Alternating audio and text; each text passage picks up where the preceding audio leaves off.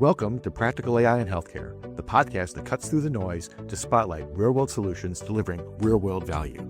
From patient care to clinical research, from life sciences to patient engagement, we focus on what truly matters in healthcare today. No hype, no theory, just practical insights where AI is making a true impact. Dr. Stephen Lapkoff and Dr. Leanne Rosenblit are your hosts as we explore what's real and moving the needle in this exciting new domain. Welcome aboard and let's get to it. Hello and welcome to this week's edition of Practical AI in Healthcare. My name is Dr. Stephen Lapkoff and I'm here with my colleague, Dr. Leanne Rosenblit. How's it going, Leanne? Oh, much better, Steve. I'm recovering from my neck injury. I'm starting to feel human again. Well, that's great. I know that it's been a big problem for the last few weeks for you and you missed a bunch of stuff and you couldn't travel, and I'm glad to hear you're doing better. We have our conference Yeah. this coming week up in Boston, the patient conference for I- I've been boosting myself up for that. I really don't want to miss that one. So, I tell the physical therapist to beat me up extra hard so I can make it to Boston. So, well, I'm glad. I'm glad we'll be able to get together in person and not over Zoom for a change. So, Leon, it's time for us to do our next reflections episode. Woo! Love those. And for those of you in the audience who have been following Practical AI in Healthcare, every call it 6 to 7 episodes, we try to go back through what we've heard, and we try to synthesize some of the ideas, some of the themes, some of the things we've been hearing about in our episodes to try to connect some dots for the listeners. It also makes a bit of a cheat sheet for those of you who don't want to go back and listen to everything one off. But we encourage you to do that because the depth and detail of all these conversations is found in the original episodes. And for those of you who care, it's at www.practicalainhealthcare.com/episodes. And that's where you can find all of our library and archive, and it's all there for you. So Leon, why don't we dig right in? And, we had a bunch of folks that we're going to cover today. We're going to cover um, Sarah Rossetti, episode, Jeff Smith, Hugo Campos, Fred Bennett, and we'll top it all off with Zak Kohane at the end. So why don't we just dig in and talk about the kinds of things we heard about from Sarah Rossetti? As you'll recall, she's an assistant professor of biomedical informatics and nursing at Columbia, and she's the PI of the Concern Project, which was a quite interesting program. Yeah, she was phenomenal. I think you and I were both really impressed by how clever her method was. And it was clever in like a quiet way, but a really, really deep way. So I think for those listeners who didn't hear the episode, which I highly recommend, um, her team realized that the density and frequency of the nursing notes was the data, right? So there's signal in watching the patient. So yes, there's signal in what the nurses say, but the fact that a nurse goes to take vitals at 3 a.m. and wakes the patient up tells you that the nurse is worried about the patient. So just the fact that that there's density of information and stuff is being written down at weird times is telling you that the nurse is worried, is telling you the level of concern, hence the clever acronym that the nurse has. And I think that's just a great reminder of what really thoughtful and creative observational research is about. I don't know, Steve, and I'm happy to talk about that more. But Steve, what did you think? What is I your agree with you. impression? I think the fact that she found signal in what's otherwise relatively noisy environment, Mhm. ICU care, as I've spent many, many nights and days in ICUs and CCUs, and they are among the noisiest places, ironically, in the entire hospital. And they're not noisy Yeah. necessarily with voices and with sounds, although there's a lot of alarms going off, but they're noisy in data. There's so much information flowing at you all at once. And to be able to interpret it and to make sense of it all is not an easy feat. And what she realized was like that was important information, but there's even more important information in just what's hiding in plain sight. And what's hiding in plain sight is the level of concern that a nurse has for a patient. When I was seeing patients and I was in the CCU, I'd make rounds 3 times a day, maybe 4, depending on how acute things were. But the very first thing I would do whenever I'd walk into the unit would be I'd go to the nurse and I'd Yeah. say, "What's going on?" And the Right. nurse who's there on 12-hour shifts, they only treat 1, 2, maybe at most 3 patients if it's a very non-acute ICU, but most of the time it's one or two patients, and they know. They just Yeah. know, and they know the gestalt. They know what it looks like when a patient's about to go sideways. But the thing is, this wasn't about putting the patients into the ICU, evaluating those in the ICU. This was about documenting patients on the floor and getting Right. them seen and sent to the ICU before things went sideways. Yeah, and notice what the other property that this kind of observational research has, which is very thoughtful.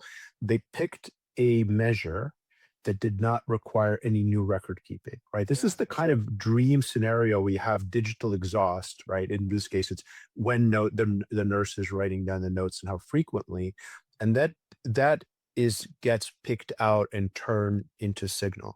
And the reason I just want to focus us on this is an example of observational research methods is that a lot of folks, myself included, and our colleagues who work in real world data to real world evidence, forget that we are all dealing with the fundamental constraints on observational research methods, right? Observational research you take what you got, right, and you get what you get, and you don't get upset. And I mean, I've been working on this metaphor that I'm trying to work into a paper, and I don't know if it'll work in the paper, but I also don't know if it's worth it in a paper. But it's very colorful. So the way I think about it, the way I've been sort of describing the problem of observational research and its a specific subset on real world evidence research is you are picking up whatever the tide left on the beach, right? You're in a situation of hunting for treasure and you're like, man, there's a lot of stuff. Most of it is, driftwood and like seaweed, and sometimes you find something cool. You're like, whoa, there's like an old coin here that the tide brought in, and you're all excited. And there's a lot of cleverness in actually figuring out how to hunt through the seaweed and the driftwood and pick out like the little bits of treasure, right? There's an old musket I found, and I'm just like I'm rethinking Robinson Crusoe on his island, right? And then, but there's another kind of cleverness, and I think that Sarah's team demonstrated both kinds, which is sometimes you don't find any treasure, but then you figure out how to pick out the driftwood and like built the hut. Well, you take the seaweed and you turn it into fertilizer so you can have like better soil. And it's reusing the materials that you have, but in a different way. And those are the two kinds of cleverness that I see exhibited here. It's just, it's really brilliant. And you have to like, if you think really, if you think about it from that perspective. Yeah, and it also makes me think about another thing, which is as we're talking about real world data and real world evidence, one of the caveats is that unless you understand the data from a clinical perspective, it can you might treat the data as gospel truth. Hmm. And you know, to your point, real world evidence is a lot like the pieces that get left on the beach. But if you don't understand that nuance, you may treat it with a lot more credibility than it may deserve, Yeah. and that can be very problematic. May feel like I'm maybe more sensitive to this problem because I started from a research Yep. from research methods that was honed in social science, and there we're really used to the problem of very noisy data and the problem that the easiest person to fool is yourself, right? And you're very easy to fool, as Feynman said about scientific method. And what we see, and as our ability to process data increases, there's this opportunity for people to do a lot of data processing without paying attention to the methods, right? And when you have data processing sophistication and some statistical tools, you can have the appearance of creating meaning and order with what I would call method slop, right? You Yeah. just you didn't pay attention to under what conditions was this data created? What is it, seaweed, or is it treasure? And whose kind of seaweed is it? Should I build a hut out of this? Is it going to collapse? If you don't do that, you just because you're getting sort of p values at the end, and just because you have a sophisticated model, if you don't trace it back down to methodological discipline, you still have junk at the end, right? And I think this sort of brings us back to what AI can and cannot do. Yep. And one of the things that I think is worth pointing out with regard to Sarah's work is that this insight, while it was AI assisted in terms of the work she was doing in terms of interpretation, the concept here wasn't an AI generated thought. I mean, this program was generated through human thought. And for those out there who are concerned that AI is going to replace us all, I think this is a great example where a human idea, a human observation is something that became, you know, the survivability and such that has been proven through the Concern Project has been staggering. Something like a 37% lift. I hope I got that statistic properly. It's at least 33. I think it was 37 she mentioned in the podcast, where patients are doing better. The outcomes are actually materially better because of the observation that that was picked up through her work. So kudos, Sarah. I think you did a phenomenal job. And we're not ignoring the AI lift here because you did used AI in the course of your research. But I love the fact that this was a human generated idea. Yeah. So I mean, the humans enter this information, knowledge creation pipeline in two places. The human is the sensor, Right, right? right, So right. the nurse is like the finely tuned sensor that's sort of picking up on vibes and going, oh, this looks funny, right? So we're taking advantage of that particular human ability and their understanding of local context.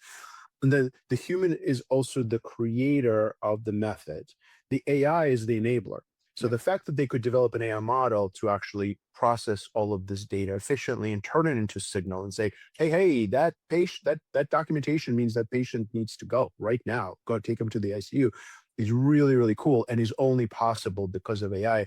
But I mean, I really like your point that it was human creativity that enabled it. And I actually am I believe that proper use of information technology tools can enhance human creativity. And here, I think this is a good example of it. I don't know how Sarah and her team actually came up with the idea, but it was a good one.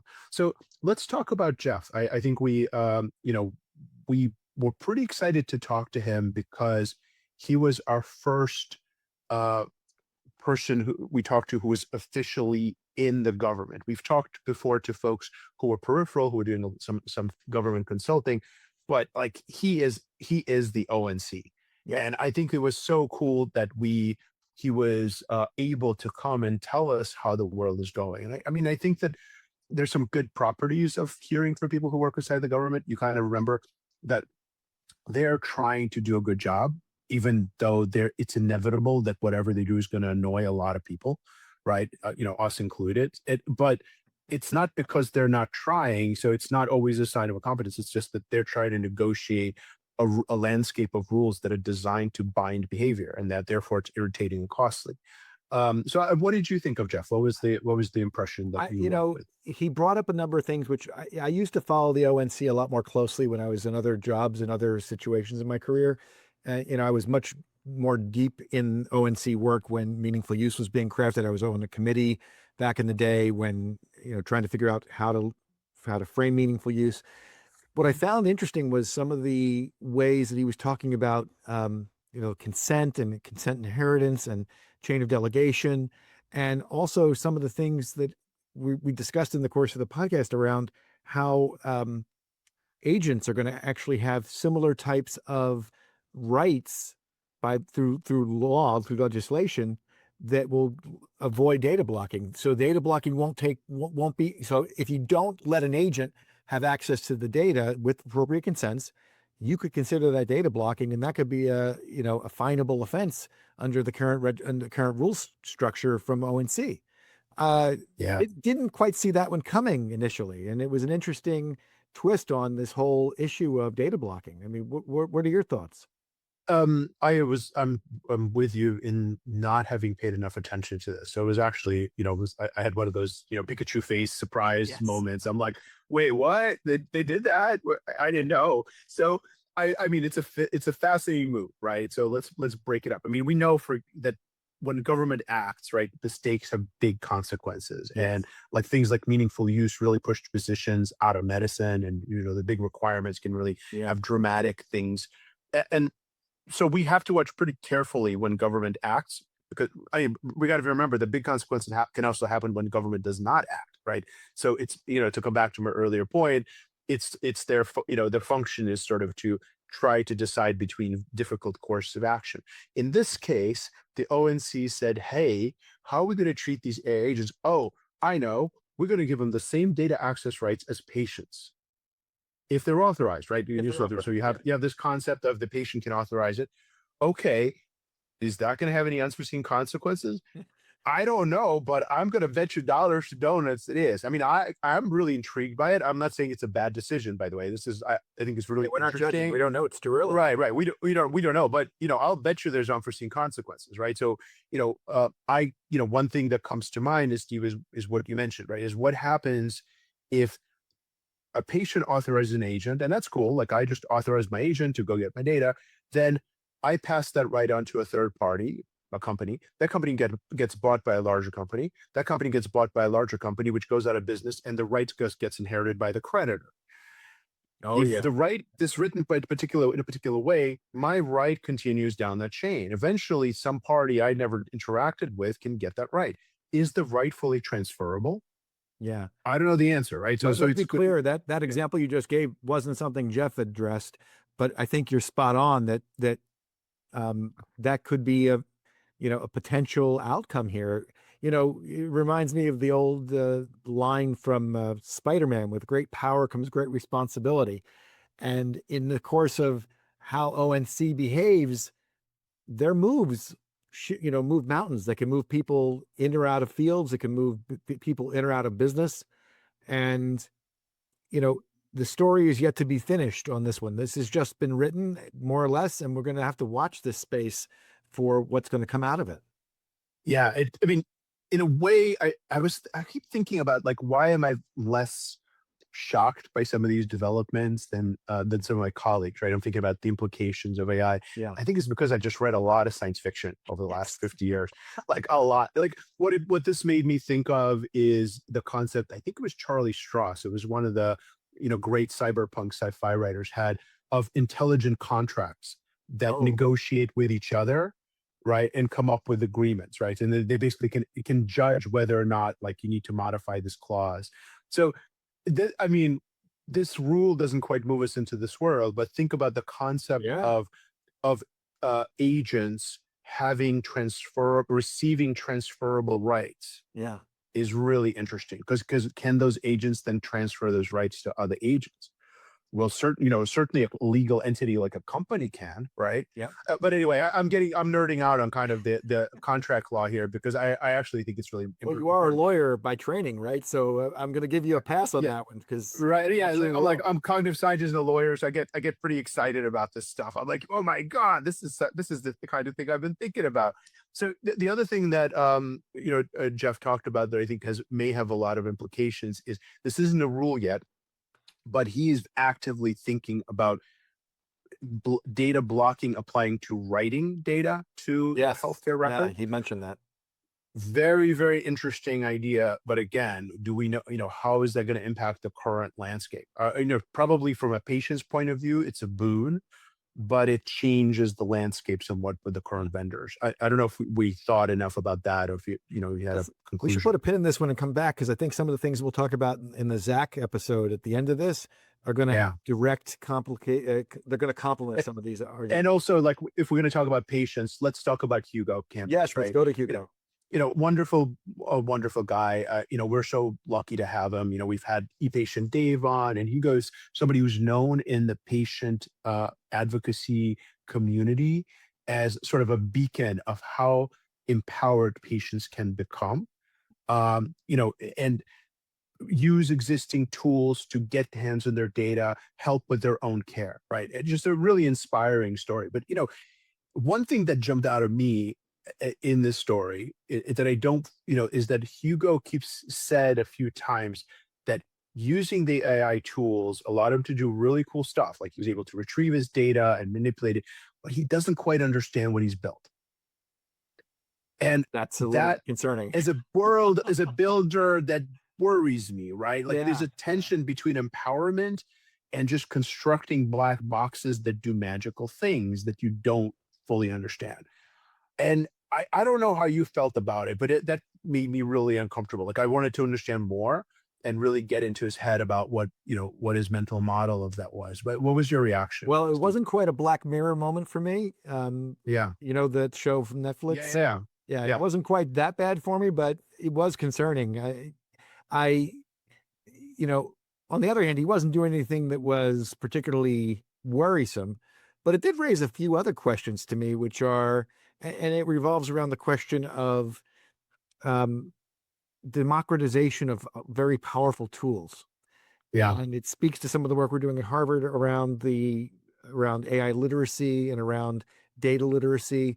And again, I'm not making any judgment calls here, but I mean, folks who are going to be empowered by using their own data, it's fantastic. They also need to make sure they have the context for what it all means so they don't make tools that will interpret things in ways that they may not have been intended. And it's a bit of a concern for me on that front because I've got members of my own family who have started to dig into using Yeah. AI and looking at their own medical data who have drawn 180-degree wrong Yeah. opinions about their own care and about their own situations, one of whom is very, very close to me, actually. Uh, Right. I'm not going to say who, but she's awfully close in my world. And she made a diagnosis of herself once recently where it was completely 180 degrees It wrong. was AI enabled, right? It It was was AI based on, enabled. That's exactly yeah. right. And It because was, she didn't have the context to interpret the data from a medical perspective, she certainly was capable from a data perspective. She's a very bright woman who understands data very well. She's yeah. very talented. But the clinical aspects of how it all fit together and made put a picture together for it, she didn't have that concept, those concepts down. And as a result, she drew 180 degree the wrong conclusion. I'm concerned that folks like Hugo, who are empowered patients, that I'm hopeful that the AI keeps them on track and that it helps them avoid those types of pitfalls. But I think the jury's out on where that's going to go. Well, so has really pretty good systems thinking. So Yeah, there are he things he does. built Sure. that actually demonstrate that he is maybe being a little bit humble about, how the black boxiness of he's building. For example, when he's unsure about something, he builds systems where he has two AIs think about it and come to a consensus, right? Which is actually a really good model, in the sort of the community of folks who are building modern AI infrastructure. It's sort of a council skill, right? Yeah. You build in multiple models with different legacies, and you have them fight it out and come to a higher quality decision. He's also was, I think, very smart in taking what he built, which was essentially an MCP server that parses data from his healthcare provider, and made it open source. One, helps other people. Yeah. Second, it opens it to inspection and criticism by people who may know more or just have a different perspective. That's really, really good. So he's both the beneficiary of the open source community. He basically borrowed stuff that was already open source, and I think he talked to Josh Mandel, right, Yeah. who Yeah. helped At them. Microsoft. Open source guru in the fire world, and he's so all of that is good. But I mean, I have to say, for myself, I when I'm trying to build stuff, I feel like I need to have at least a systems level of understanding of how things fit together, Yeah. and so that I can have the ability to test it, know where things are likely to break. And I don't need to understand things at a fine grained technical detail, right? I'm not an engineer. I'm willing to kind of say, I can delegate that to a junior developer, right? So I'm bringing my experience in managing IT teams, Yep. with who have more technical knowledge than I do, and I'm applying it to kind of things that I do with AI, where you could be stupid and be like, I don't understand how that works. Explain it to me. But what I don't understand is you doing the black box thing and not asking the AI model to say, can you explain this to me? Yep. And look, the reason I think he's maybe just being humble is because he did mention to us that he had some IT background. I think he was a project manager, he was a software developer briefly, then a PM in IT. So he's got stuff to hang that on. I again, lots of credit to him. He's just phenomenal. But I'm kind of wondering if he's telling, he's caught up in the story and maybe not quite as, oh gosh, I'm just slapping stuff together and it works, oh shucks kind of moment, right? I just wanted to bring one other perspective to this, before we go to our next guest. I was talking to a friend of mine who's an absolutely brilliantly insightful psychologist, and he just said something, and he's not super technical, really bright guy, right? But not technical, but he's been using AI. And I was like, well, so tell me how it's going. And he's like, the amazing thing about it is it's the first software tool, power tool that didn't make me feel stupid. Oh yeah. Oh, I lived that one. Boy, you're not Right? wrong. You Yeah. you kind of you go in and when you stare at the command line, or even if you're staring at an Excel spreadsheet, right, and you don't know how to write functions, all of those tools for a novice user are really disempowering because you're typing stuff in and it's always wrong. And it's and You'll it, and misplace one comma or one yeah, yeah, yeah. parenthesis and it's a mess. Yeah, Right. absolutely. And the reaction to a person who's a little sensitive is like, oh, I screwed up. Oh my God, again. It doesn't take that too many beatings for a person to stop. And the LLM models, because they are using natural language as the interface, they're very tolerant of human error. And that's just part of being human. Like, we say things wrong, we type things wrong, we misspell commas, right? Some of us are worse at it than others, right? Oh So, yeah. right. I think it's that tolerance to error, that kind of friendliness to human frailty is actually what allows folks like Hugo to become empowered and probably to become more technical than they think.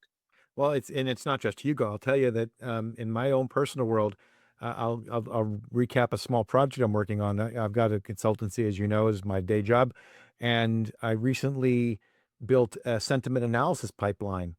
Now, I haven't programmed. I used to be a programmer back in the day when I was a fellow, and I wrote my own code and things like that. But I haven't been really coding in any kind of meaningful way in a long, long time. And, when I took 6001, the MIT course on computer science and AI back in the 1993, I found it so daunting that even using the tool called Emacs, which is an editor in Unix, was so daunting that I had to break everything down and go into Microsoft Word and do all my programming in Word, cut and paste it into the command line. And yeah, you're looking at me like I'm nuts, but that's how bad So, it was. I yeah, couldn't. Emacs and Vim have steep learning Yeah, curves. I Like couldn't. that, a lot of people break their teeth on that. That Right. I know what you're talking about. Yeah, But I was able to write a command, a synthesis pipeline of some interviews we've done with one of my clients. We've got 27 interviews. I've wrote a pipeline to do sentiment analysis, which is actually a fairly complicated analysis. I paid 2 years ago ZS Consulting like $100,000 to build a similar pipeline, and I built the same damn thing in an afternoon, like 2.5, 3 hours. It was done, and it did it well. So I yeah. can understand how you were saying that this AI stuff is like crack for nerds. Man, I'm living that Uh, dream. I'm not I know, sleeping. I'm man. not eating, and I'm like, You're on the pipe. I You're on the pipe. You're just spending 12 hours in sessions. Yeah, we all go through this. Yeah, oh, it's like, it's incredible, yeah. and I think Hugo might be there too a bit. And I'm not calling him out and calling it a bad thing. It's great, and it's incredibly empowering. But again, every time you got to put it all down a while and get some rest to make sure you're doing it right and make sure it comes out with proper response. All these things, these checks and balances need to be there, and I'm sure they're going to get there. Hey, why don't we shift gears into the next speaker, who was Fred Bennett. Now, this one, Fred, just full disclosure, Fred is a longtime friend. He and I work together at Pfizer, and I'm a consultant to his company. His company is called Patient Talker, and he asked me if I'd be willing to have him on a live podcast at AI Tech Week in New York. And I thought, why not? I thought Leon could join me, but his neck got in the way and he couldn't come, unfortunately. I look like this. Yeah, you did. Yeah. You were in bad shape, and I felt terrible for you. But we went on without you, and we had a wonderful conversation. So Fred is the CEO of this small startup called Patient Talker, which is an AI ambient listening tool. But unlike most of the rest of the AI ambient listening tool world, this one is focused directly on patients. And that's really what caught my attention with this, and why I've been working with Fred is that, unlike Abridge or Nabla or Suki and the others in this space, Fred's taken the approach based upon an issue he had with his own family, which was his own. So backing up a little bit, Fred's dad a few years ago had some very significant medical issues, and he would take his mom and his dad to the hospital and to the doctor to be seen, and it's like everybody in the room heard something different. And as we went to publicize this, Leon pulled a frame out of a movie which I'd never heard of, and he's chided me about that ever since. What's the name of that movie, Leon? It's only because you claim to be a film buff. And I was Yes. like, dude, it's Rashomon, right? Okay, I didn't know that film. I never saw that It's film. Akira Kurosawa, but yeah, Okay, that was just to tease you. But but so, but Fred lived that dream, which was basically he, his mom, and his dad were all listening to the same 30-minute encounter with a doc and came away with dramatically different perspectives on what was said. And um, Fred thought this is a big enough problem because his dad left the visit thinking, hey, doc said I could have cake. And his mom thought, no, no, no. The doc said you need to take your medicine differently. Look, I'm going to make sure you're taking it with the right food at the right time. No, no, no. I could eat cake. And Fred's like, Fred had another perspective altogether. And so patient talker, the idea behind it is that it listens to the doctor-patient interaction, it digests the transcripts and gives a digest to the patient so they can remember much more accurately what it was actually said. A great use case, honestly. Now, I'm sure you could do that with just ChatGPT or with any of these other tools, but he's wrapped the thing around it and it's got a patient-facing view to it. And I thought it was really interesting in that um, he's taking all this and trying to wrap a business around it. Now, his business model needs some work. He's working very hard on that, and but he's got some users. He's got people using it, and I thought from a practical AI in healthcare perspective, he's living the dream. Like this is a very very practically facing problem to solve, and he's licked it. You weren't unfortunately there, but I don't know if you have any thoughts about it. Yeah, no, I listened to the episode. It Oh, was a great, great. super interesting conversation, and we got to talk to Fred beforehand to kind of get a deeper perspective on it. I think he is addressing a really serious and gap in the ambient AI use cases. I think he's spot on in that being a patient as listener is very difficult. You're sick. You're stressed. I mean, I just went through this with my neck thing. I have no idea what my doctor said after the visit. Like I had to like reconstruct it afterwards Yeah. and then react to it, which was not the best. And there's so many reasons why you're cognitively overloaded, right? Because you're listening to a foreign language, right? They're speaking a Yeah, jargon I you don't hadn't understand. thought about it foreign. You're absolutely. It is a foreign language to most Right. people. You're spot Yeah, on. you're trying to understand the dialect and at the same time parse it into what's meaningful to you. It's a very difficult environment, and I think this is exactly the kind of case where like an ambient listening AI can make it much easier for the patient and go over with them afterwards and say, okay, look, this is what we heard. Let's go over what it is you need to do. Yes, the doctor said you can have some cake occasionally, but that wasn't the point of what he was telling you. He was basically telling you, hey, you should really eat healthy, right? So there was a Roshamon at the doctor's office Yes. moment. Is that just, I'm gonna have to post the image because we didn't make a normal stream because you guys didn't like it. But I'm posting a separate Oh, comment I just for didn't. that. I did not like it. I didn't know the reference, so it made it Oh hard. no, it was too esoteric. I understand. I'm being being a nerd, but so I mean I think what it reminds me of is a line that I hear a lot in the communications community and the teaching community is that communication is what the listener does, Yeah, right? So the communication didn't happen just because you said something, that's right. Yeah, right? And then yeah, I really also really like this idea, about the minimal viable product is not enough in healthcare. You need the minimal trustable product. yeah, yeah. I think that connects really well to our work on SEAT, right? Safety, Right. efficacy, equity, and trust. Trust is just fundamental. If it's not trustworthy in healthcare, it is not viable. It's that simple. The V without the T doesn't work. It's got to be a minimal trustable product. So I thought that's really clever.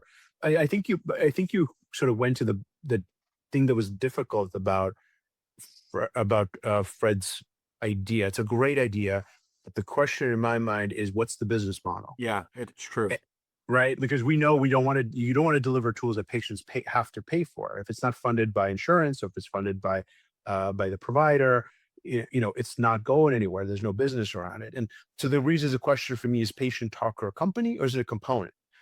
I can actually imagine it as being a component in a larger um, health maintenance, chronic disease, or care management type of pipeline where the goal is to improve patients' health, and part of it is preparing for the visit. But that would also include kind of pre-visit preparation, right? Yeah, Talking to the patient, getting like a pre-visit interview, and delivering to the doctor, supporting them between visits by pointing them to the right specialists.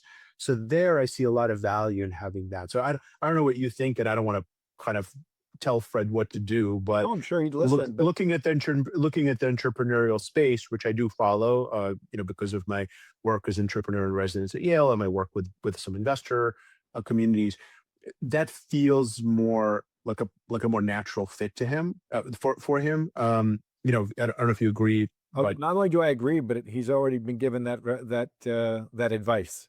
I gave him that yeah, advice several months ago that this is, put it on the roadmap because I think you're right. I think this is a piece of the picture. I don't know, it's the whole picture, but from some other stuff I've done in my career, I can absolutely see this being a component of a bigger system. And, hopefully he'll get there and we should come back and check with him in a year and see where patient talker's gone.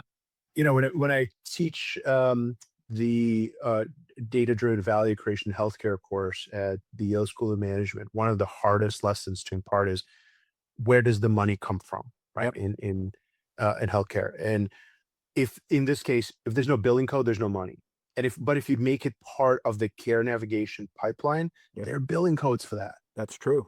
That's So very there's true. money, right? Now you're like, well, let's just got to figure out how to do this in a way that's billable to the insurance company. Yep. So I mean, it's not all of our many of our listeners aren't really thinking about the business side, Some but of them are though.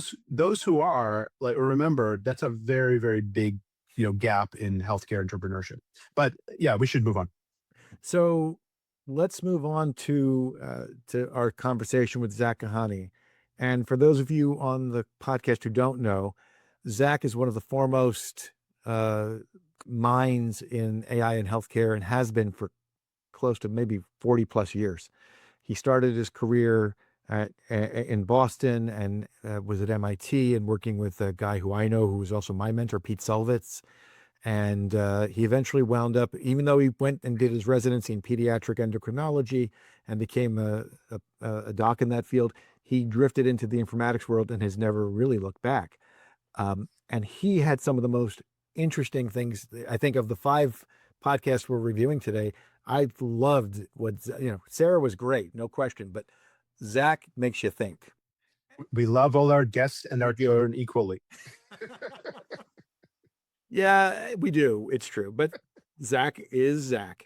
And I think you and I both know him from our work at Harvard. And why don't we unpack some of the things that he Yeah. was talking about? So I will. Zach is one of those minds that offers such fresh insights. It's phenomenal. It just reminds me of the old joke about, the wise old fish is swimming in the ocean and comes across 2 younger fish cavorting. He says, "Hey boys, how's the water today?" He swims away, and one young fish looks at the other and says, "What the hell's water?" Yeah. Right. So as some talking to Zach, I think has that quality, right? Because he will ask the most profound question, and you go, what the hell? Why didn't we think of this? Right. So I think that that quality, I think, showed up in the work he's probably best known for, which is asking the dumb question about why can't EHR functions be like apps on the iPhone? And he asked it early That on. was the question, and he asked it. He was just like, I don't understand, why can't it be? Why can't we do that? And people are like, we don't know. Let's do that, right? And they And did. it basically resulted in Smart on Fire, which is the packaging standard for having healthcare apps operate a bit more, not quite, but much more like apps would be on your phone, that rather than disassembling the whole damn EHR and bolting in some giant component, right? Which is what things were looking like before. So that was like just an interesting bit of background story for why he was building. But the other one, and the one I really wanted just everybody to follow and made me super interested, is the question he asked about AI models.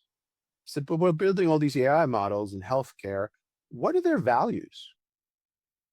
What values does their behavior represent? I mean, we all care about this, right? It's sort of it's part of the alignment problem, and it's that's been discussed a lot in AI safety literature. And everybody building a lot is really sensitive to when we build models, we need to align them to human goals. But I think expressing it in terms of values and what's getting built into these systems is such a powerful lens, Yeah. because these systems are behaving as if they had values, right? And it's one advantage of thinking of them as agents is when you get to apply psychological concepts. We think of agents as entities that have beliefs and desires, right? And the desires, some of their desire represented as what by what they value, what values they follow. Yep. And the trick is you can't ask a person what their values are, or rather you can, sorry, but you won't get accurate answers. You'll get you'll get confabulations, or what if an AI, we'd call that hallucination. But you can measure what their values are by Yep. giving them choices. And that method, right, what Zach said is like, well, we can't just ask them, but let's measure them. Let's give them choices and see how they go. Boom, mind blowing, right? The water's fine. I didn't know there was water there, but there's water. But I don't know what jumped out at you. Oh, I mean, this was such a profound question to ask. I was just blown away. You know that I've been doing another podcast with my rabbi, a completely different podcast, nothing to do with AI. But we had him come and give a talk at the DCI network at the very beginning of our AI journey around bioethics. And the question we posed back in that time frame was, what about the bioethics of how AIs are going to make decisions? And Mm, this was asked and answered back in 2023, very, very early on. We didn't have any answers at all. All we were doing was posing the question. Zach posed that question and is starting to grab some answers. And the question is like, when there's a life or death decision, what values will the AI use in making recommendations to clinicians or to patients for that matter, in terms of what they should do next? And the yeah. question is that, and this is a subtlety which got my attention as well, which is that AI models are built with data. The data that it's built with in a healthcare system tends to come from EHRs, tends to come from real world evidence. But what's the problem with that? The problem with that is that that data is intrinsically what's baked into that information are our biases, are our values, what transpired and when and why, but you don't know it. You can't tease it apart. It's like baked in. It's like trying to take the sugar out of a cookie. So And an interesting thing about beliefs and desires is that in some ways beliefs are more explicit yeah, and easier to define, and desires can be hidden. yes. Right? Our values can be cryptic, and sometimes they're cryptic by design, right? I mean, I don't want to get into like Freudian unconsciousness. I just think that people are hypocritical, right? We do things that we probably shouldn't, right, all the time, and we believe that we ought to do things, and we don't do them. And I actually think that making rules explicit is often very uncomfortable because it reveals the hypocrisy of both ourselves as individuals and the organizations we serve. Like, think about how hard that makes designing systems, right, in AI that represent human values. Yeah. Because when you're building an autonomous vehicle, right, you have to declare in advance what choice you would make on a trolley problem, Yeah. right? I mean, or By the the way, version of the trolley. define the trolley problem for the audience. If those some people may not know it. Oh, okay. Yeah. I Yeah, mean, so the sorry. trolley problem is a well-known problem in moral philosophy where there's a trolley and it's going down, and there's, for reasons that we will not explore, there are people tied to the tracks. On one track there's one person, and on the other track there's five people. And in different versions of the store of the trolley problem, it's going down to kill five people. Will you pull the lever to redirect it so it kills only one person? They're fascinating psychological variants on this, where like you have to push a fat guy off a bridge to stop the trolley, right? And you can actually demonstrate that.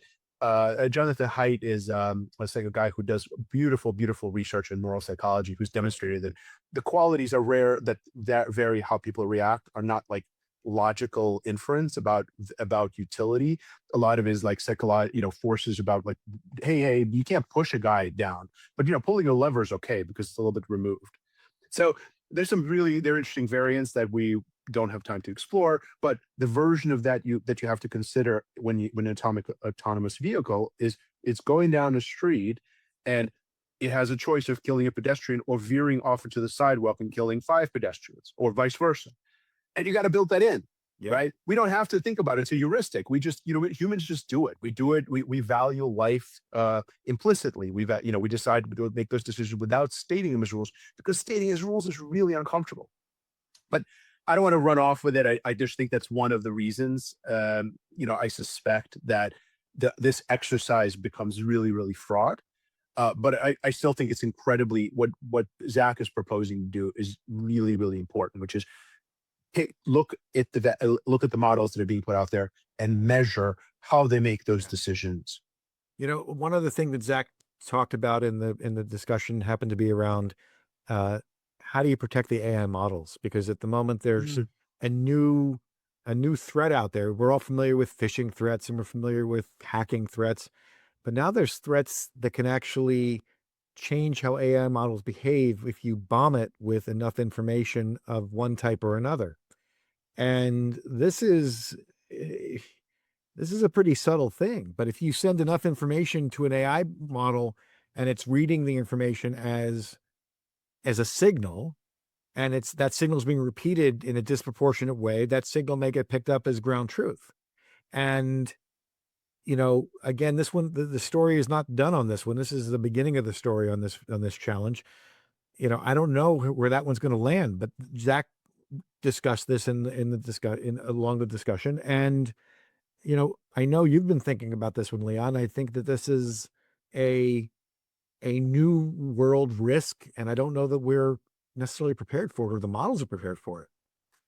Yeah, it's so we've not just been thinking about it, we're experiencing, right? Well, like we're on this podcast, so we get marketed to a lot. And one of the things that we get marketed is like, make your podcast visible to all AIs, Yes. right?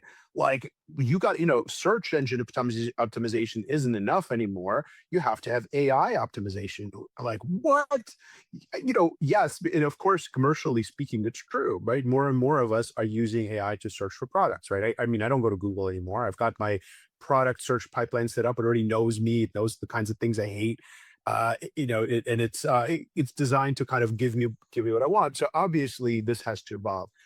There's a technical question that I think about where this bombing can happen. One is it could happen on early in the process during training, right? And then and that feels a little bit more dangerous. There's screening mechanisms that can prevent that from happening. You could have good engineering approaches that prevent it from happening. Or it could happen during inference, right? After the model is built, it's going out to the internet to search for stuff. I really think that Zach's approach is a solution to both. But we don't know, first we have to have good processes that protect the training, and we have to have intelligent screeners, but ultimately we have to measure the model's behavior. And And I think that's yeah. that's the answer, right? It's the monitoring of the models. And on that, I think we probably need to bring this to a close. Yeah, I will just say one last thing before we do close. This is right up the alley of the work we've been doing at Harvard, keeping an eye on the model and model protection and making sure that the models are intrinsically monitored and safe. Those are things we've been discussing, and I'm working on paper right now with Dean Sittig around model protection. In any event, Eh, let Who shall watch the watchers? It's us, right? yeah, Apparently we volunteered. there you go. Hey, All Leon, right. this has been a fantastic discussion. I hope that our audience enjoyed it as much as I did. Really thoughtful stuff from all of our guests. Let's hand it to you for Who final we thoughts. love equally. Remember, We love equal. we You want to close us out? yeah, no, this was fun, Steve. Let's do this again soon in another 5 episodes or so. Yep, sounds like a plan. And we'll see you all again next time on Practical AI in Healthcare. Thanks for listening.